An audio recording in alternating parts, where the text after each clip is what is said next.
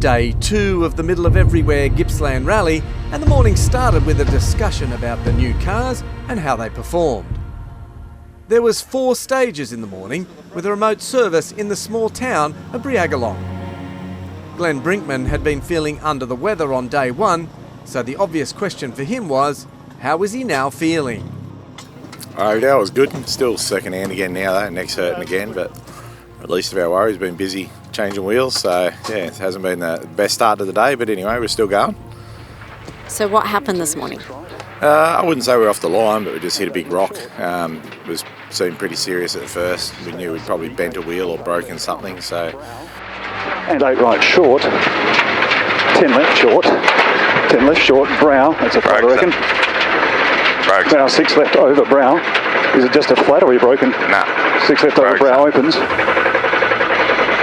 And 6 right caliper or something, mate. We pulled over and actually bent 2 wheels, both left wheels. So we changed one and then changed the other one at the end of the stage, but we probably dropped 6 minutes or more in there. So yeah, but at least we were able to get going again, so all's not lost. And how are the roads out there? Rocky, rough. Yeah, no, I wouldn't say it's enjoyable, but that's part of rallying, isn't it? It's supposed to be technical and tough, and those 2 stages certainly are that. Sunday afternoon would see another repeat over the forest stages, but with the issues earlier with flat tyres, the team were well down the running order. The power stage was at the Boysdale Hill Climb, and this would be the final stage of the day. It had been a very tough event and weekend, but Brinkman and co-driver Scott Beckwith would make it to the end. Yeah, pretty happy to get it to the end, and it's in one piece, not a scratch on it, so might look a little bit second hand underneath, but no, the car's been actually really good. You know, the punishment we did give it stood that pretty well, so yeah, it was some pretty unique roads out there. Now, it's been a very tough rally. There's been a lot of attrition. In fact, at the end of the event, there's only half the cars left by the looks of it. So you'd have to be pretty happy with actually even finishing this event.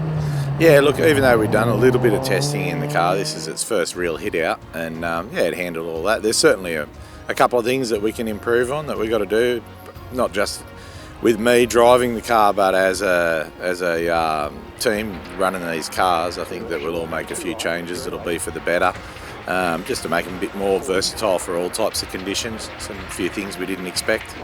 Now, I know you've been suffering pretty much from a bit of flu and neck pain. That hasn't really got better today? No, it was. I felt pretty good this morning. I thought it was all behind me, but it pretty much came back. And I don't know what it is, whether it's part of the seating position or not, the neck pain. So it's something that I'll actually need to look into. But yeah, same old as yesterday. Look, a very challenging rally.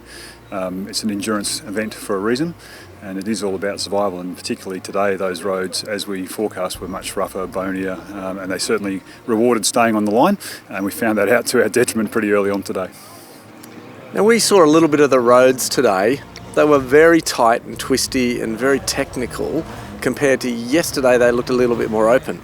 Yeah, that's exactly right. So yesterday, much more fun driving roads, I guess. Today, very tight, very narrow, very twisty, very bony. And as I said, certainly rewarded staying on the line. Almost reminded me of Canberra actually driving them. As soon as you stuck a wheel into the gutter, you were taking a risk. And we didn't take what I thought was a big risk on a keep 7 left uphill.